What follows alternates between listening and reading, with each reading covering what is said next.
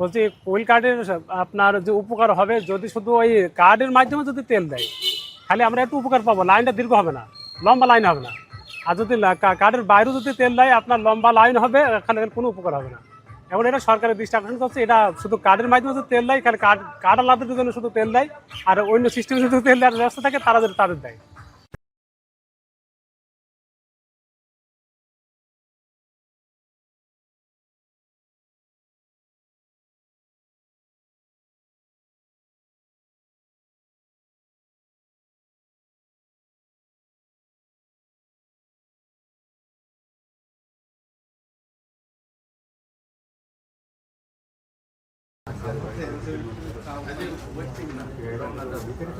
গাড়ির কাগজটা তো নামে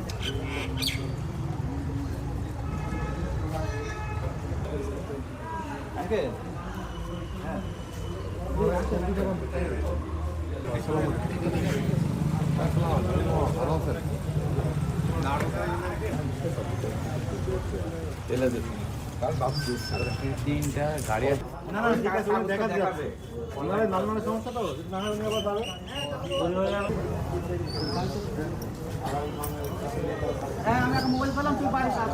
সংকট ভাই, আমার মনে হয় যে বাংলাদেশে যে পরিমাণে তেলের মজুত করা হয়েছে এবং যে পরিমাণে সিন্ডিকেট করা হয়েছে, লাইন সম্ভবত আরও বেড়েই যাবে ভাই। ফুয়েলকেট মাধ্যম এটা জাস্ট আপনার এমনিতে শো হিসাবে আমরা দেখছি। তাছাড়া এগুলোতে কোনো পরিমাণে ভ্যালু আমরা দেখতে পাচ্ছি না যে এটার পরিমাণে আমরা লাইন দিয়ে বা দীর্ঘ সময় আমাদের সময়টা বাঁচবে। তো আমরা এটাই বোঝাচ্ছি যে আপনার ফুয়েল কার্ডটা নেওয়া জাস্ট শো হিসাবে। বলছি কোয়েল কার্ডের আপনার যে উপকার হবে যদি শুধু ওই কার্ডের মাধ্যমে যদি তেল দেয়, খালি আমরা একটু উপকার পাবো, লাইনটা দীর্ঘ হবে না, লম্বা লাইন হবে না। আর যদি কার্ডের বাইরেও যদি তেল দেয়, আপনার লম্বা লাইন হবে, এখানে কোনো উপকার হবে না।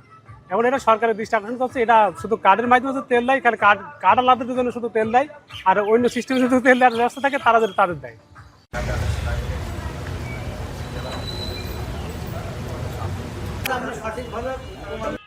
জি, উদ্যোগ তো ভালোই হয়েছে। যাদের গাড়ি কাগজ টাগজ নেই তারা তো লাইনে দাঁড়াতে পারবে না অযথা, আর যারা কাগজ আছে তারাও মনে করেন অকারণ লাইনে দাঁড়িয়ে থাকছে, কিন্তু যারা কাগজ নেই তারাও লাইনে, তাদের জন্য ভিড়টা বেশি হয়েছে।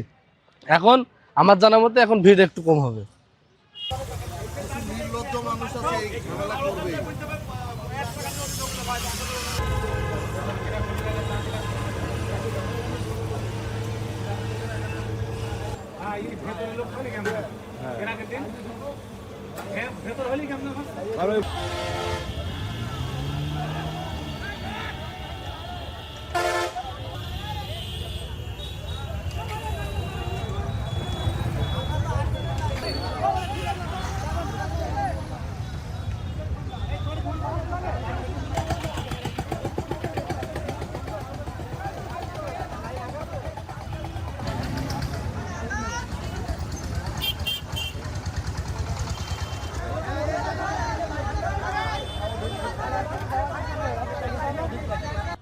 এর আগে তো এই লাইনে দাঁড়িয়ে থাকতে থাকতে ভোগান্তি হয়তো পাওয়া যায় তোল্লা।